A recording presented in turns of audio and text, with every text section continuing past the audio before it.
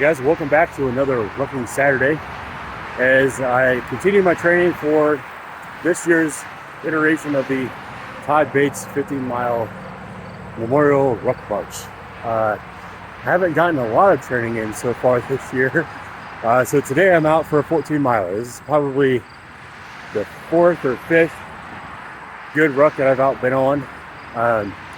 The longest one I've done so far this season has been 8 miles, so 14 today. It's going to be a bit of a challenge. Keeping the pace pretty moderate. Right now I'm going about a 17-minute pace.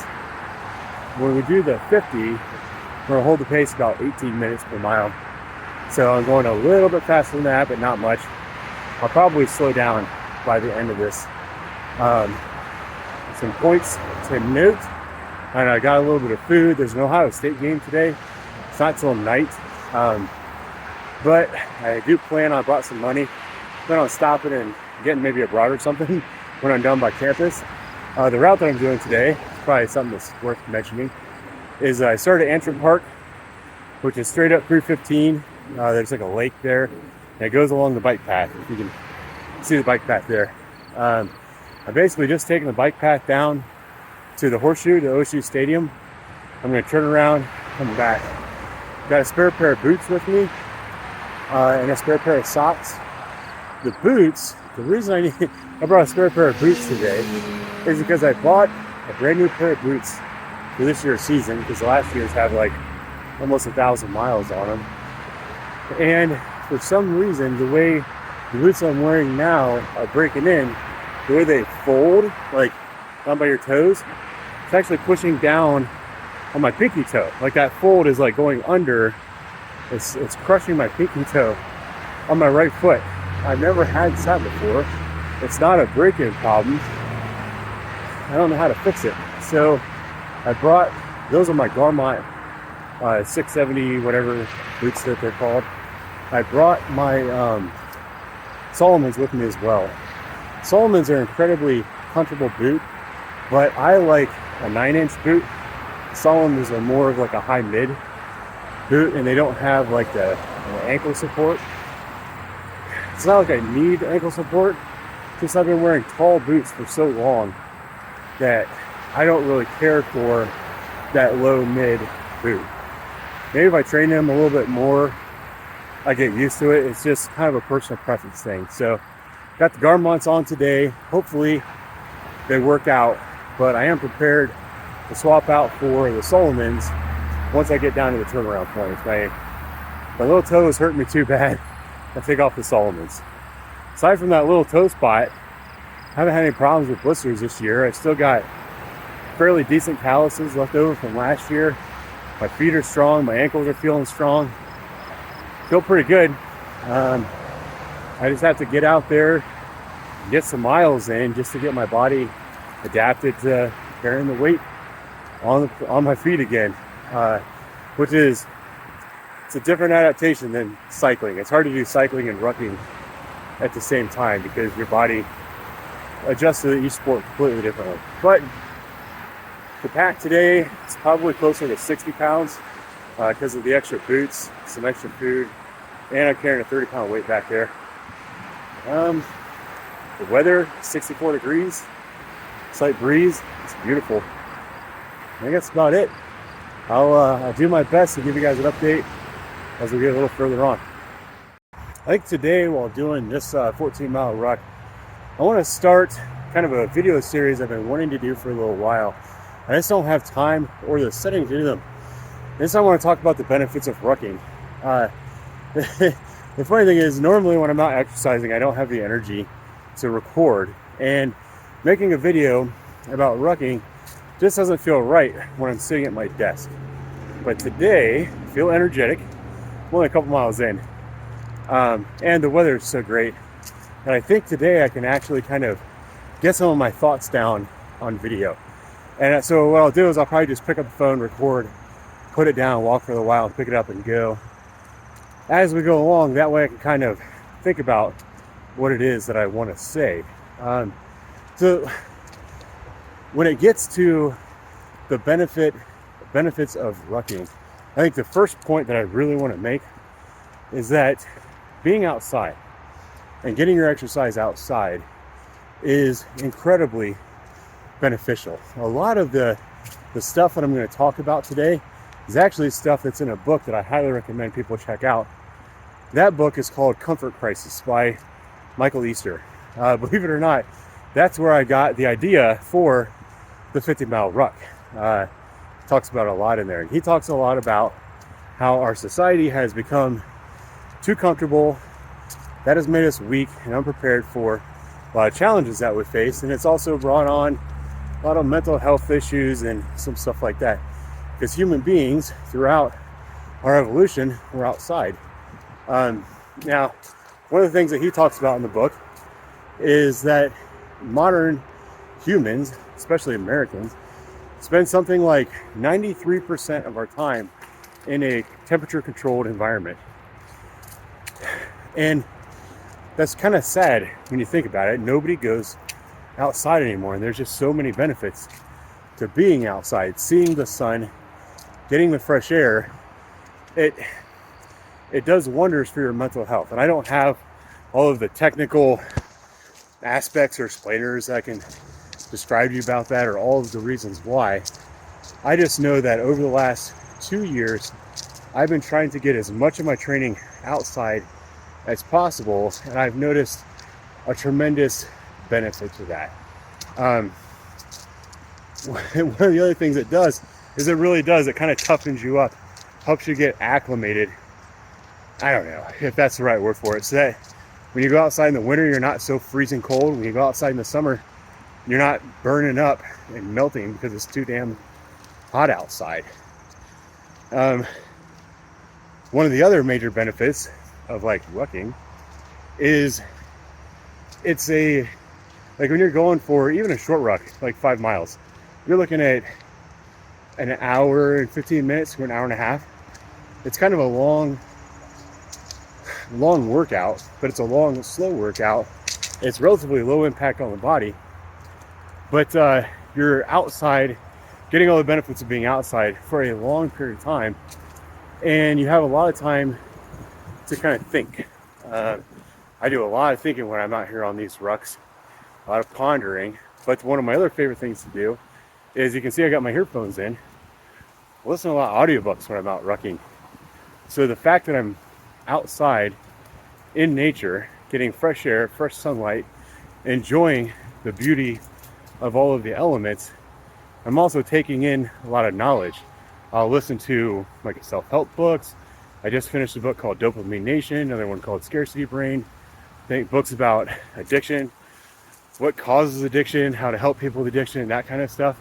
I also have found that I've really found a love for fiction novels. Currently, right before I started recording this, I'm listening to Jack Carr's Savage Son, which will be like my third time listening to this book.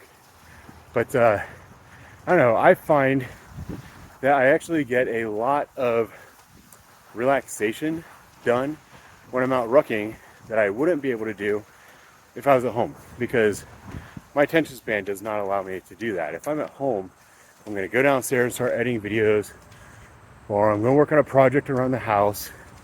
And if you're going to just sit, listen to a book or watch a movie, I feel kind of gross afterwards. So this way I can get to go outside, enjoy nature, be active, get some exercise, and take in a good book at the same time. Those are like my favorite things about rucking. I suppose I should say that these benefits of rucking that I'm going to list in this video are in no particular order, because I'm thinking of them randomly as I'm walking along. I was just walking along and I looked down at my watch and I realized my heart rate is about 125, which is perfect zone 2 heart rate for me. That was one of the other major benefits of rucking, as far as I'm concerned, is you get lots of zone 2 heart rate training. If you don't know about zone 2 heart rate training, I'm not going to teach a class on it right now. Recommend that you go ahead and look into it a little bit. Basically, I don't know when this became the most popular training mantra, but everybody, like professional endurance athletes, are all training in zone 2 now. And there's a ton of research coming out that says when it comes to longevity, zone 2 training is probably the key to longevity, because it's like your basically your heart health. You don't want to put too much stress on your health, on your heart, but you want to get your heart rate up. Zone 2 is exactly where I am right now, where I can talk comfortably, but you can still tell that I'm exercising. That's where you want to spend the majority of your workout time. And rucking is, for me, it's a natural fit, because when I'm on my bike, I tend to train at threshold way too often. But when I'm out rucking, I'm not going to pick up a jog. I'm walking a brisk walk pace right now, which doesn't really get you a lot of training effect. But when you put on 50 pounds on your pack, that is actually where you get the training effect. So rucking is actually a very efficient way to get out there, get your zone 2 training, which should help you live longer. All right, one of the other main benefits of rucking that I want to talk about today is the fact that walking is such a human thing to do, for lack of a better term. This is how we evolved. We evolved to be able to walk upright. We're the only animals on Earth that walk upright. It's literally what we were meant to do. Another thing I read in Comfort Crisis was that some anthropologists believe that we evolved in a way that we can travel like longer distances than any other animal, relatively speaking. So like one of the ways that early men would hunt, they would just start following their prey. They would chase animals until those animals got so tired they couldn't go anymore, and then early humans would pounce on them, kill them, and eat them. So we evolved over the millennia to be able to walk over very long distances. And because of that, when you start rucking again, you start to feel better. It's crazy how much better you feel after you've been rucking for a little while. I remember it was last year when I first got back into rucking.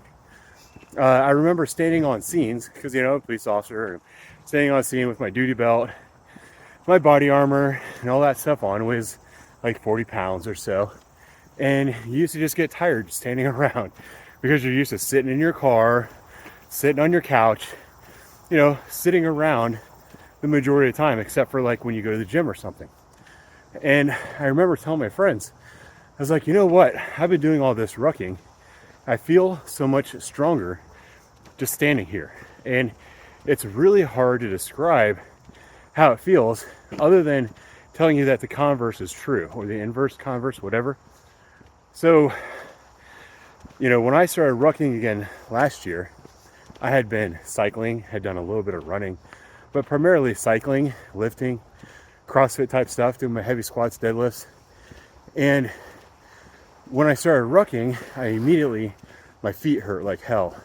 Not just like from blisters, but the arches of my feet, the bone structure of my feet was in a ton of pain. My ankles hurt, my calves hurt, my knees hurt, my hips hurt, my lower back hurt. The reason they hurt is because they hadn't been used properly. When you start rucking, putting a load on your feet, you start to use your skeletal structure for what it was meant to do. You start to feel a lot better and a lot stronger. All right, guys, I'm about 5 miles into my 14-mile ruck for the day, and my pinky toe is starting to bother me quite a bit. So I stopped. There's a bench over here. I want to see if I can put my foot up on the bench and show you guys what's going on with my boot and this pinky toe, because I don't know a solution to this. So if you look, see if I can do this. There's my boot, and when it bends, see how it bends? That right there, that crease is pinching my pinky toe, and it hurts like hell. I don't have any other hot spots, any other blisters, anything anywhere else except for that one spot on my pinky toe. So I don't know, I'm gonna see if I can finish the 14 with these boots. If not, I'll swap out my boots and I'll show you my other boots. I don't know, it's 5 miles in. I was hoping that they'd be soft enough that this wouldn't be happening, but it's happening. So I'm gonna try loosening them up and then tying them back up again. See if I can get that crease to like move to another spot. If not, I don't know, I'll figure something out. Alright guys, so here's what I'm trying to do. I'm trying not to sweat on my phone because I'm dripping like crazy. I went ahead and I tightened the boots, so I made this string a lot tighter and then just traveled that all the way up. So the boot itself isn't tighter, but that little spot is there, and hopefully that will stop that pinching right there on my little pinky toe. I don't really know. I don't know how to get around that. Let's look at the other shoe. Yeah, see, look, the other shoe is not as drastic. It's not as dramatic. So I don't know what it is about this foot that makes that crease so deep, but it's just killing my toe. All right, I'm officially at the halfway point. The horseshoe, that beautiful building, is right beside me. So we're gonna walk around the shoe, gonna stop and see if I can get a bratwurst or something to eat, and then a little bit of water. That'll be 7 miles home.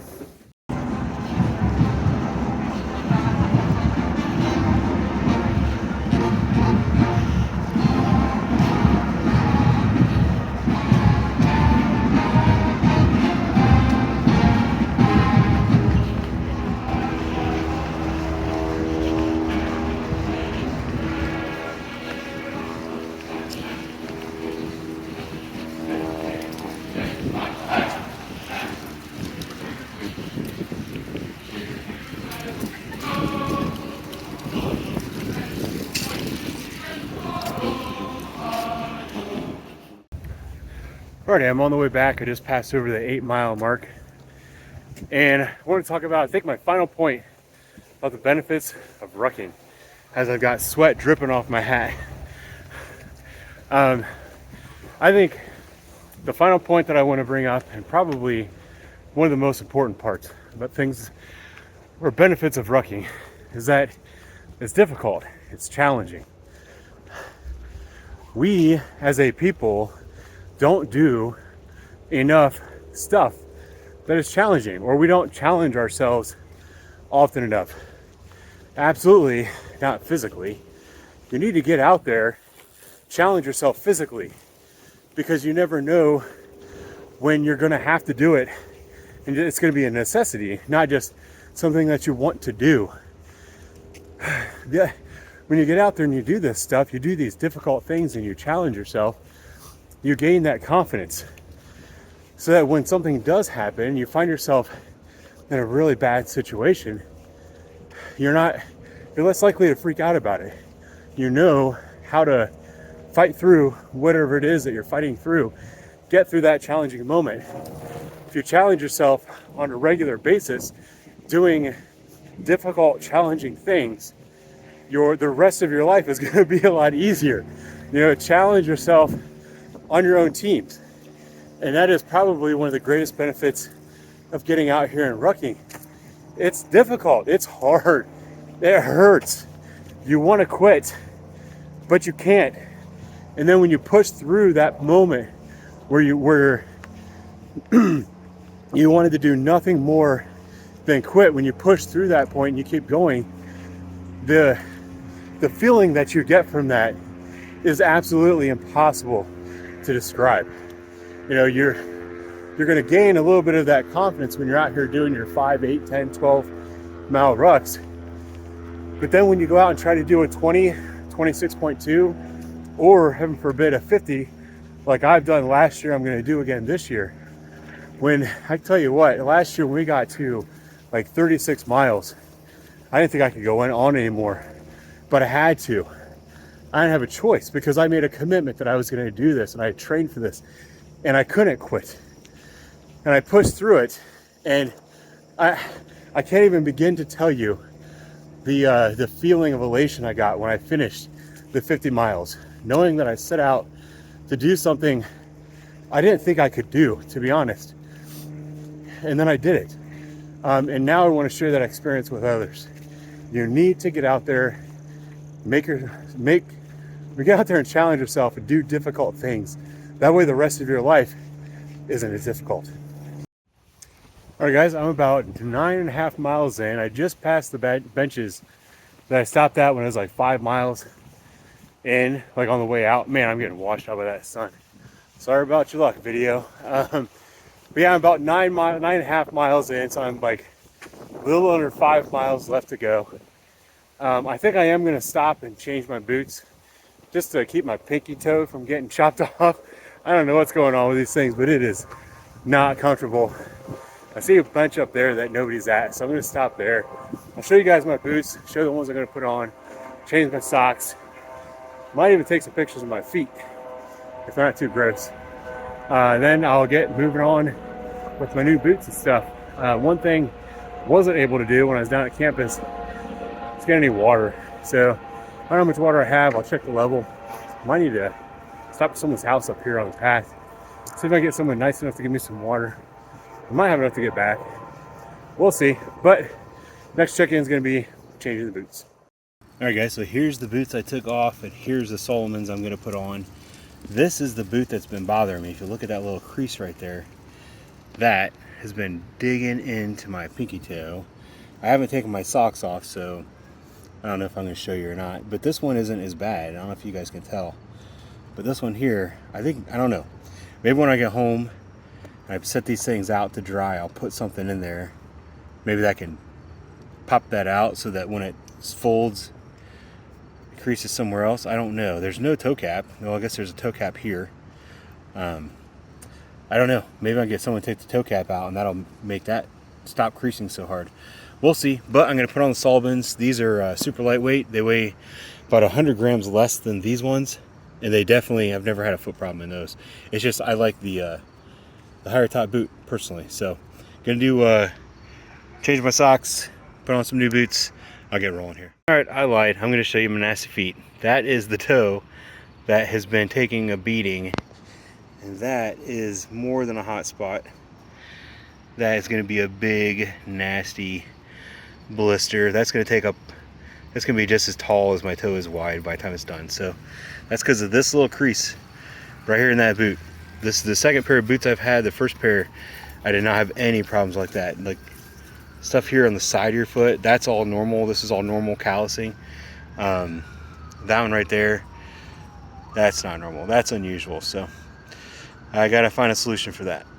Already checking in. It's about 12 miles into the ruck as of right now. So coming down the home stretch, I've got about 2 miles to go. I've been walking for a little over 2 miles in my Solomon boots. Bringing a spare pair of boots was a very good idea today. I had a feeling that those boots weren't going to work out, but I do like those other boots, so I really have to find a solution. Feet are doing good, other than just I'm kind of tired. I haven't done any long rucks this year, and I'm feeling it. Just need to get some more miles on, get my feet conditioned. The thing that sucks, I'm in pretty good shape from cycling, but cycling is bad for your feet, knees, and ankles. The reason I say that is because it's non-load bearing. So your feet, knees, and ankles become weak from cycling. So as much as I enjoy cycling, I've got to find a way to keep my rucking up during the summer so that my feet, knees, and ankles don't get weak. Because that's the only problem I'm having right now, is just a little bit of pain. This stuff will all work its way out. I've got, a month and a half to get ready for the 50 miles. That should be fine. I'll come out. I'll get probably 10 miles in twice a week. That should be enough. I should be able to sustain that, and that'll harden up my joints enough that I can get going. But aside from that, it's been a really nice day. A lot of people out on the trail. It was fun being down by the shoe. Seeing a lot of deer out so far. The weather's perfect. I can't see the temperature on my watch right now because I'm walking. But it's like 65 degrees. It's been great. I found out, looks like I have just about enough water to get back to my truck. I've got some water waiting on me there. So that's good. So I don't know. Overall, successful ruck. Testing out some equipment. Getting ready for the 50 miler. Already just finished up my 14 miles. I'm tired. I've got a lot of work to do for the next couple of months, but I survived. One boot change, one sock change. I had a Cliff Bar, some energy, like basically 3 or 4 energy gels during that thing, about 2 liters of water, about 9 salt tablets. I think that's everything that I consumed during that 14 miles. I'm tired, I'm hungry, I'm gonna go home, but I survived, and I'm really glad that I did it. It's also good to get out there and kind of gauge myself and see what kind of shape I'm in and see what level of preparedness I'm at. And while I did just complete 14 miles, I would say that my level of preparedness is low. So I've got some training to do. And that's what I'm gonna do. I'll talk to you guys later.